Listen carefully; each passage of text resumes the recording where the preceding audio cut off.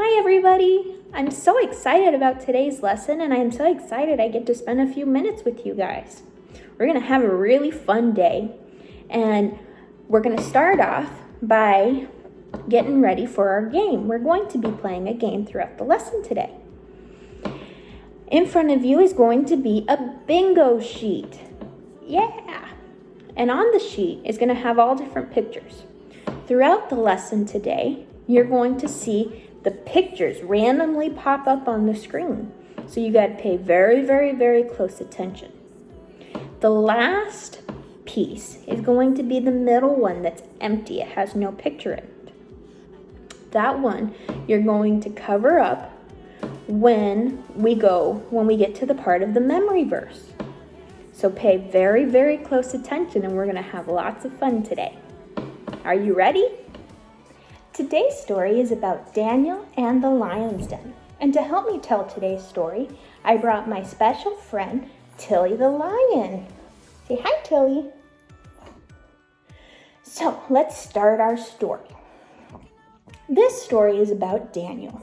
He actually came from Babylon with Shadrach, Meshach, and Abednego. And each king that came and went liked these men because they were honest and hard workers. They were almost always given the most important jobs, which made the other workers of the king very jealous. This time, the king's name was Darius, and he also liked Daniel. He knew that Daniel was a good worker, so he decided to put Daniel in charge of the whole country. The other servants of the king were very jealous of Daniel, and they tried to find something that wouldn't get Daniel in trouble. They were trying to get him fired. But Daniel obeyed God, and because of that, they couldn't find anything. Finally, these men said to each other, "We can't find anything or any reason for the king to fire Daniel. The only way we could get him to disobey the king is if we made a law against him and against his God." So they went to King Darius and said, "Oh, great king, you are so wonderful that everyone should pray to you and only you." The king said, "Oh, that's a great idea." Then the men continued, "All your workers have agreed that this should be done, and that anyone that prays to any other god should be thrown into the lion's den." The workers lied and said that everyone who worked for the king had agreed. But of course they never talked to Daniel because they knew he wouldn't agree. The king didn't know this, so he made the law. And when the law was made, it couldn't be changed. When Daniel heard about the new law, he did what he always did. He went home to a room upstairs and opened the windows that looked out over the city. 3 times a day, he went down on his knees and prayed to God like he always had. These men went as a group to Daniel's house and found him praying and asking God for help. So they ran straight to the king and told him, "Your worker Daniel is ignoring your command. You should have seen him praying to his God 3 times a day." When the king heard this, he was very sad. He really liked Daniel, and he didn't want him to die.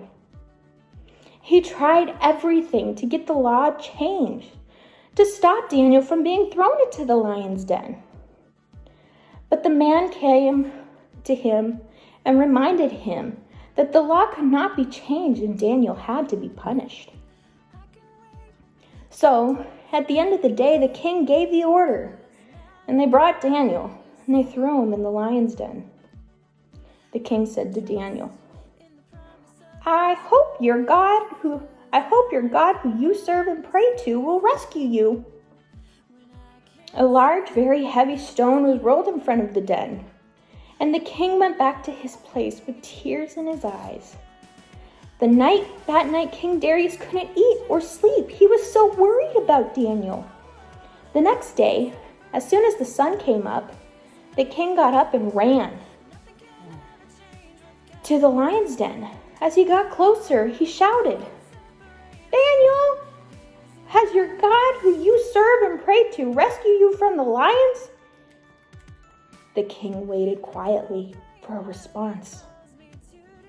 Then all of a sudden said Daniel, "O king, live forever. My God sent an angel and he shut the mouth of the lions. They have not hurt me because I have done nothing wrong." The king jumped with joy and immediately ordered that Daniel be removed from the den. And when Daniel was lifted from the den, there wasn't even a scratch on him because he trusted in God. The king knew that the men had tricked him into punishing Daniel, so he punished them. After that, the king made a new law and said, "Daniel's God is great, and I order that everyone in my kingdom must respect the Lord God, who rescued Daniel from the hungry lions." I don't know about you, but I really like that story. I always think it's cool when God is able to do something so awesome, like shutting the mouth of the hungry lions to keep Daniel safe. It's always cool to read about the stories in the Bible where God has done something awesome to help his children. God is willing to do the same thing for us. We're his children. And it doesn't matter what problem or what scary situation we get into, God is willing to help us and take care of us.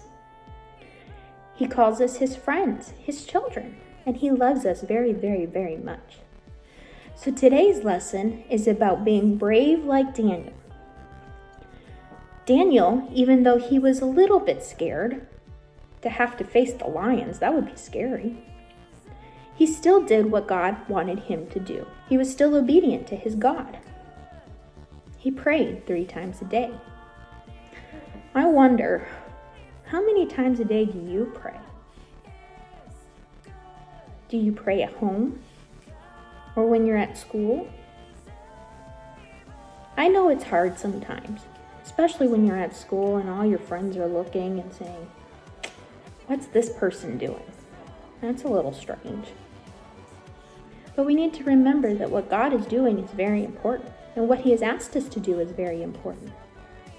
So maybe from this lesson, we can start a challenge and start praying at least 1 time a day.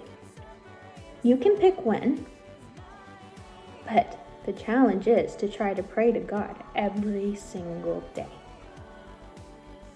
Our memory verse for today is found in Daniel chapter 6, verse 23, and it says, "And no manner of hurt was found upon him because he believed in his God." Isn't that a cool verse? That's what our memory verse is going to be. Now it's your turn to learn it at home. That's right, it's your turn to practice your memory verse. Just practice with your mommy and daddy. Whenever you're finished, get your mommy and daddy to take a video and upload it in the comments on this video so I can see you saying your memory verse. Thank you everybody for joining me in the lesson today. I hope you had as much fun as I did, and we'll see you next week.